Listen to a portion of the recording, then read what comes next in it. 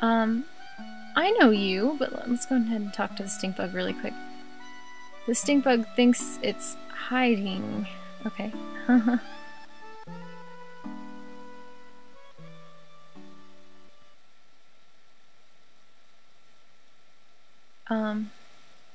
Hello? Oh, yes, it's me, Leader, the bell ringer. Oh yeah, he's from Tazmily, right? He was that really tall guy outside. Must be a real shock to hear me speaking for once. It wasn't that I couldn't talk all this time, I simply chose not to. As I rang that crossroad bell deep inside my heart, I had decided I would speak to no one.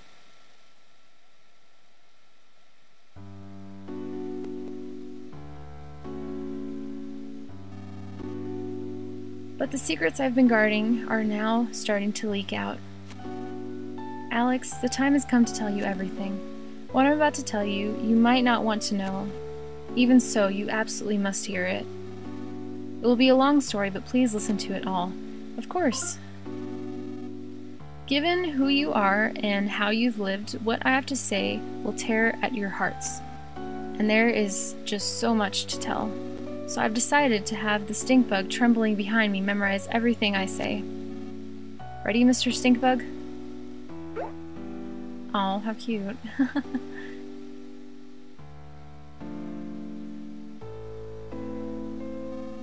Long ago, there existed a world different from what the people of these islands think of. This world was incredibly big. More people lived on this world than there are grains of sand on these nowhere islands. I know it may be hard to imagine, but such a world once existed. Understand? Okay. At some point, the world wound up destroyed. Naturally, it was humans who destroyed it. In the back of their minds, everyone had an inkling that it would happen at some point. And then it really did happen. And so the world is no more. Everything so far has been about the end of the world. Did you understand all of it? Yes. Just before the end of the world, a white ship came to these islands. On it were all the people of Tazmily village. Yes. Aboard the white ship were those few who had managed to escape the world. The people on the ship still went by their names from the previous world. This white ship plan had been set in place before the world was destroyed, and although they're part of the world, these nowhere islands are a special place. They were the one place that would remain even if the world was lost. The one and only place where people could survive. And so the white ship arrived at these islands. Everything so far has been about the white ship. Did you understand all of it? Yes. Have you committed everything so far to memory, Mr. Stinkbug? Okay. The reason these islands are special is because they harbor a giant dragon nearly as large as the islands themselves. Long, long ago, people lived together with the dragon. However, at some point in time, the people and the dragon could no longer coexist. So, using the 7 needles, the dragon was placed into a long, long sleep by the ancestors of the Magypsy people who have lived here since ancient times. Ever since the Magypsies have guarded the needles, in an effort to prevent the dragon from being awoken until its power is truly needed. Thus, until the time of its awakening, the dragon continued to sleep as the power of the earth itself. And so, because of the tremendous energy of the dragon hidden deep below, these islands are protected from the end of the world. Everything so far has been about the dragon and the Magypsies. Did you understand all of it? Yes. Those who came here aboard the white ship feared another end of the world more than anything else. They felt that the world's destruction was a direct result of the way they had lived. The people of the white ship discussed things at great length. They shared their wisdom and spoke with grave seriousness. And then they arrived at their conclusion. They decided to completely erase everyone's memories from the previous world and start their lives over with new rules and new roles. Yes. In short, everyone would play out the ideal story they had come up with. This is what happened. The people would restart their lives in a simple, peaceful village, in the kind of place they wished they had grown up in.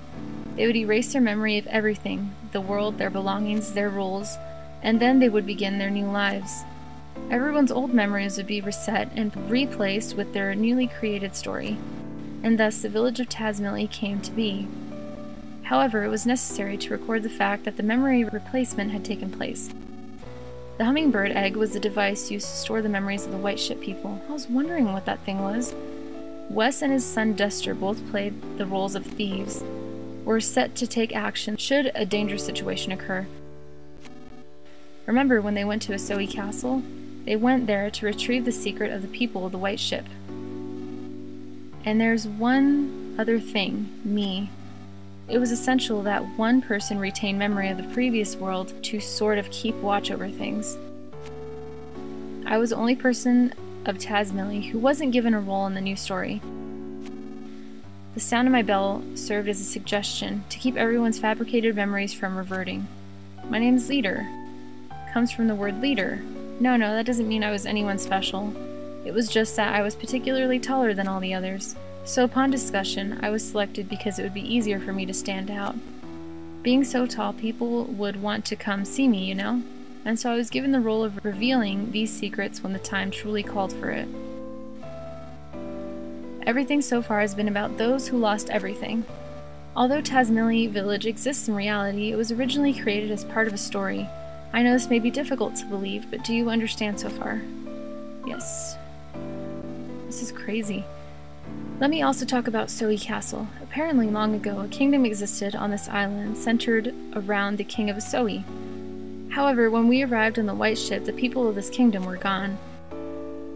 It seems they had left the islands, fearing the dragon's eventual awakening someday. Before boarding the white ship, Princess Kumatora was an infant who had lost her mother and father. Upon coming to these islands, she was given to the Magypsies to raise, and given the role of princess to Asoi Castle. Wes and Dexter being her retainers was another part of the fabricated story.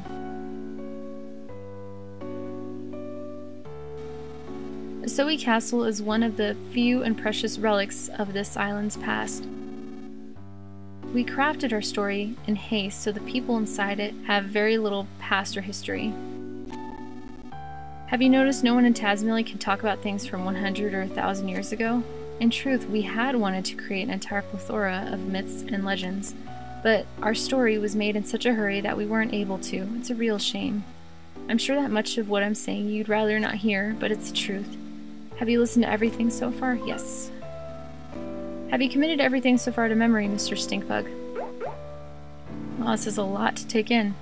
Truthfully, we had no idea how Tazmily Village would turn out, but things actually went rather well. The people who had arrived on the white ship had fully taken to their new identities. They believed they had always lived together peacefully.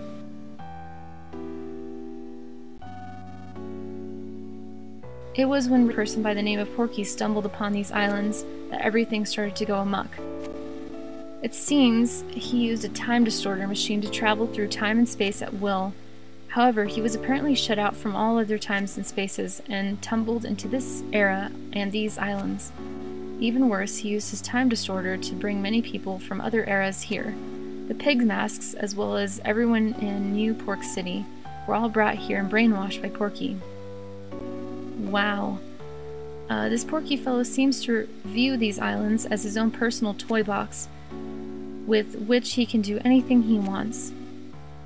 He would take animals apart and recombine them to make creepy new chimeras. As a childlike dictator, he began doing whatever he pleased, including building Thunder Tower and forming his own army. Porky eventually learned the white ship's secret because of a traitor among the Magypsies. A traitor among the Magypsies? Wow, I don't know who that could be. I mean, we still have one person left. Do you understand about the intruder known as Porky? Yes. This traitor was Locria? Oh, right, we haven't met them yet. Okay, the 7th Magypsy, and the only one you haven't met yet. After Locria joined forces with Porky, Porky learned about the white ship people and the secret of the sleeping dragon. Porky decided to pull the needles to awake the dragon so he could use the power for himself. The dragon is the power of the very earth itself, you see. It's said that whoever pulls the sealing needles will become the dragon's master. However, only a very select few are capable of pulling the dragon's needles. Apparently, neither the Magypsies nor Porky had that capability. Yet the needles are being pulled now. That means Porky is somehow controlling someone who can control the dragon's power. We have to put a stop to Porky's antics. If we don't, the world will be completely destroyed again, and it will spell the true ending for everything. For Porky, that might be the ultimate pleasure, but we can't allow it to happen.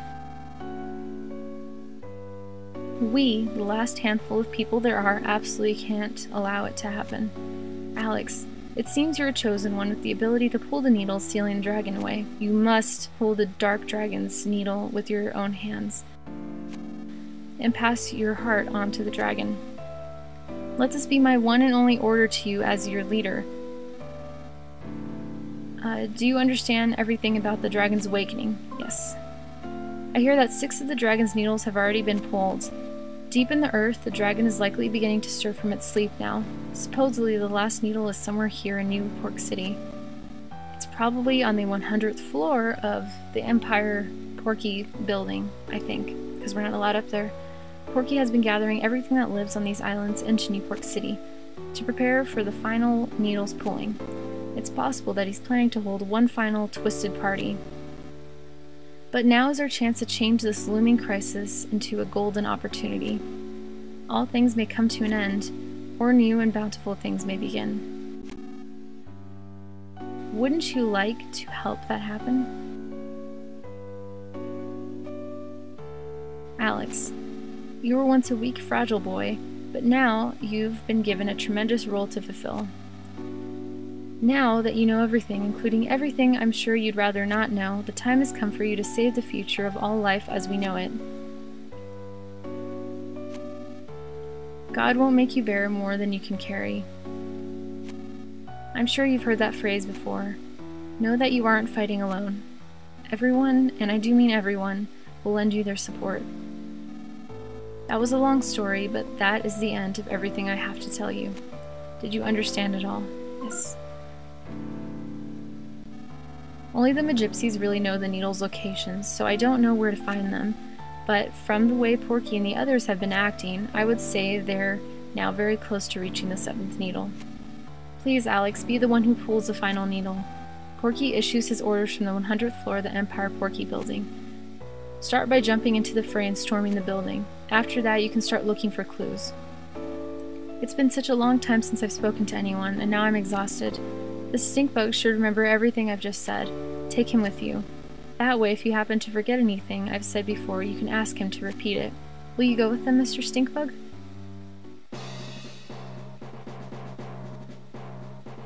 Wow.